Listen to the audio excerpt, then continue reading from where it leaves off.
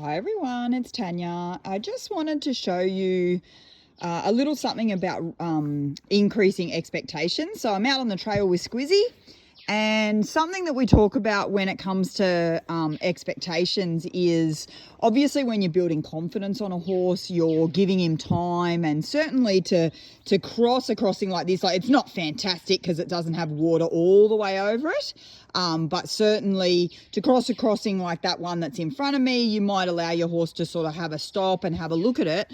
Once you've got that partnership and trust with your horse, what you want to be able to do is ask them to sort of walk over it without hesitation. So I don't have any leg or anything on Squizzy, and certainly there you see that she looked at it, but it's not like I'm going to allow her to stop. I want her to keep, I'm just turning around because I'm actually on the way home. I want her to just walk through it just like that. I don't want to see a change in the rhythm in the feet. So I think something that we need to consider in raising the bar is once we move, and you know, I'm not saying, so there's two sides to this.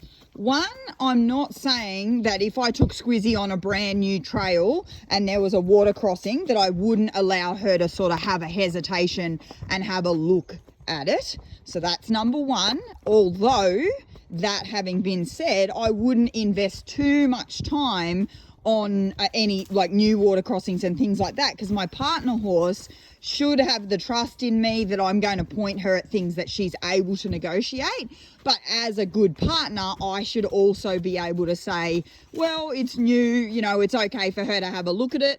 And I don't like putting times on things, but you know, a little hesitation, a look, and then walk through it, it would be my expectation. Now that one that Squizzy and I just went through, it's on our fairly common trail that we do most, like, you know, a lot. It's not, we don't come out here every week, although that's what I'm building up to. I'd like to get her out here every week. And she's certainly probably only done it, you know, maybe 3 times in the last 6 months, or actually she's probably done it 3 times in the last 2 months, but prior to that she wasn't being ridden. So my point is that she hasn't done it, you know, a lot. I guess what I'm saying is once you feel like you're entering into that partnership territory with your horse, are you raising the bar, or are you setting him up to stop at every single new thing because you're still in that learning phase? Are you sort of going, oh, here's a new water crossing, good boy, let's stop, let's have a look at it, thinking that that's you being a good partner, instead of saying, well, actually, no, come on. You know, it's kind of like, you know, once we learn to drive, we might have hesitations and things like that. But just because we turn onto a new street doesn't mean that we, you know, bring the car back to 20 kilometers an hour and we start creeping along because we haven't driven the street before.